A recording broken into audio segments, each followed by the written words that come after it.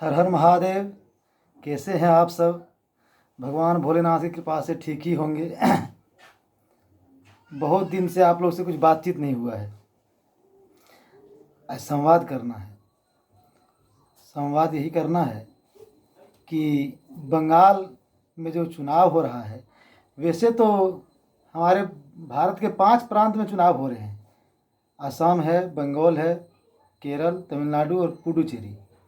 लेकिन main stream media में सबसे अधिक दिलचस्पी बंगाल में लिया जा रहा है। कारण भी है, क्योंकि बंगाल का इस बार का चुनाव कुछ विशेष है। आप देख रहे होंगे कि कुछ दिन पहले सत्ता पक्ष या विपक्ष के नेता सारे उतावले थे, समर्थक भी उतावले थे। मेन स्ट्रीम मीडिया में एक से एक कहानी गढ़ी जा रही थी। लेकिन 26 तारीख से, जब से ये चुनाव का तारीख का घोषणा हुआ है, तब से एक प्रकार का शांति है। शांति नहीं, सन्नाटा है बंगाल में। मेन स्ट्रीम मीडिया में आपको जो दिखाया जा रहा है वो तो अलग है, मनगढ़ंत है सारे। लेकिन मैं बता रहा हूँ कि पूरे बंगाल में एक सन्नाटा पसरा हुआ है। लोग सशंकित हैं। यहाँ तक कि सत्ता पक्ष के जो समर्थक हैं, जो कार्यकर्ता हैं, वो भी सारे शांत पड़े हुए हैं। आपस में धीरे धीरे बातचीत कर रहे हैं। बगल वाले से एक जरा भी विरोध नहीं कर रहे हैं, एक जरा भी कोई चीज़ पर तर्क नहीं कर रहे हैं। और हमारे जो भाजपा जो उभर रहा था बंगाल में, मेन स्ट्रीम मीडिया में दिखाया जा रहा था, जगह जगह रैली हो रहा था, वहाँ आज भाजपा समर्थक में भी सन्नाटा पसरा हुआ है। लोग सशंकित हैं, होना भी चाहिए, क्योंकि आप सब जानते हैं बंगाल का जो चुनावी जो चेहरा है सो हमेशा रक्त रंजित रहा है।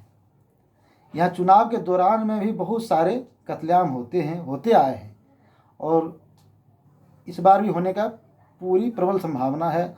और चुनाव परिणाम के बाद भी होने की पूरी प्रबल संभावना है। अब आइए कि होगा क्या। मैंने तो कई जगह कब तारीख का घोषणा होने वाला है, कब कब चुनाव होने वाला है, ऐसा मैंने बताया था वीडियो पर नहीं। तो कई लोगों ने कहा कि आप जब कहते हैं और वो हो रहा है तो आप एक वीडियो बनाइए कि परिणाम क्या आएगा। तो मैं किसी का समर्थक नहीं हूँ। हाँ, हर व्यक्ति का एक अपना सोच होता है, एक मानसिकता तो होता है, कोई न कोई पार्टी से जुड़ाव महसूस करता है। तो मैं सोचता हूँ कि मेरा ऐसा अनुभव हो रहा है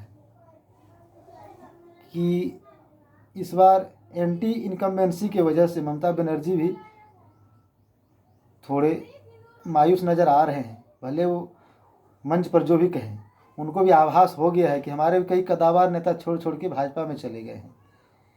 इसलिए उनका भी सीट गिरना बिल्कुल कंपलसरी है, और ऐसा ही होगा। कहाँ तक गिरते हैं ये देखना होगा। मेरा मानना है कि वो 85 से 90 सीट लाएंगे, ये मेरा मानना है। और जो वामपंथी कांग्रेस आईएसएफ जो गठबंधन किया है, वो मेरा मानना है कि वो कुल मिला के 60 सीट लाएंगे। 2-4 सीट इधर उधर हो सकते हैं। और भाजपा जो है सबसे बड़ी पार्टी बन के उभरेगी। भले मैजिक फिगर को नहीं छू सके, त्रिशंकु बनने की संभावना है, नहीं ऐसा मैंने नहीं कह रहा हूँ, पूरी प्रबल संभावना त्रिशंकु विधानसभा का। लेकिन 140 समथिंग, 2-4 सीट अधिक भी हो सकता है, कम भी हो सकता है, लेकिन 140 समथिंग में 290 सीट का ब्यौरा दे रहा। 294 सीट है, तो 140 सीट भाजपा अकेले लाएगी। टीएमसी 85 से 90 में मान के चल रहा हूँ, और आईएसएफ, वामपंथी और कांग्रेस 60 सीट लाने के जुगत में है। और ऐसा ही मुझे संभावना दिखती है।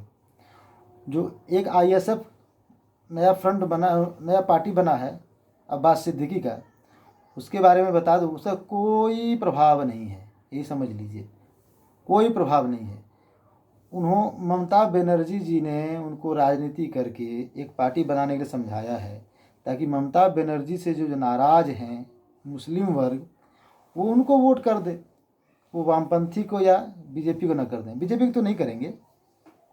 तो वो 40 सीट मांग रहे हैं लड़ने के लिए, जो कांग्रेस दे नहीं रही है। वामपंथी राजी है, तो यदि 40 सीट उनको मिल गया लड़ने के लिए, तो ममता बनर्जी को 40 सीट का वॉक ओवर मिल जाएगा। उनको बहुत कम परिश्रम करके भी 40 सीट निकाल लेंगे वो, समझ लीजिए।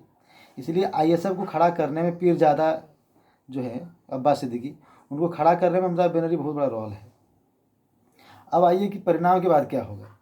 अब महाराष्ट्र याद ही होगा, शिवसेना और भाजपा चुनाव लड़ी थी साथ में, सरकार बनने का मैजिक फिगर से आगे चली गई थी दोनों का, लेकिन शिवसेना ने टांग खींच लिया और 360 डिग्री मूव करते हुए कांग्रेस और शिवसेना ने मिलकर गवर्नमेंट बनाया है यहाँ महाराष्ट्र में।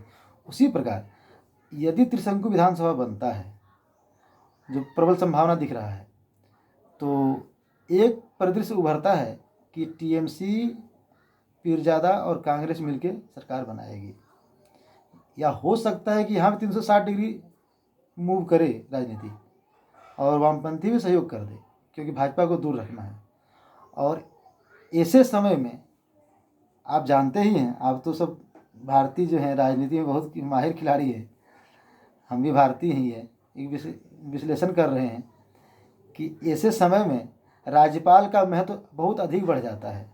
जो जगदीप धनखड़ हैं, बड़ी पार्टी होने के नाते भाजपा को शायद वो अवसर दें और लंबी समय दे दें उन्हें कि आप बहुमत साबित कीजिए, 20 दिन 25 दिन का, और उस वक्त में कुछ ड्रामा भी हो सकता है यहाँ।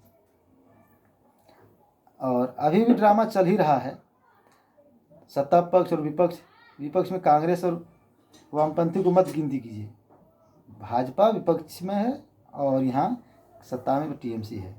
दोनों by hook by crook, Sanskrit में एक कहावत था, येन केन प्रकारेण, मैंने जैसे भी हो। तो अमित शाह जी ने भी लगा दिया है एड़ी चोटी की जोर की, जैसे भी हो, येन केन प्रकारेण। अब ममता बनर्जी भी प्रयास में लगी बाय हुक बाय क्रुक। तो अभी जितने शांति है, सन्नाटा है, सशंकित हैं लोग, परिणाम आने के बाद और भी ड्रामा बढ़ने का प्रबल संभावना है। और यही मेरा फिगर था, इसी के यही आपके लोग के साथ शेयर करना था। फिर मिलते हैं चुनाव के बाद। हर हर महादेव। आज 1 मार्च है, सोमवार का दिन है, सोचे कि आप लोग से भी वार्ता करें इसी विषय पर। फिर 4-5 मई को मिलेंगे। हर हर महादेव।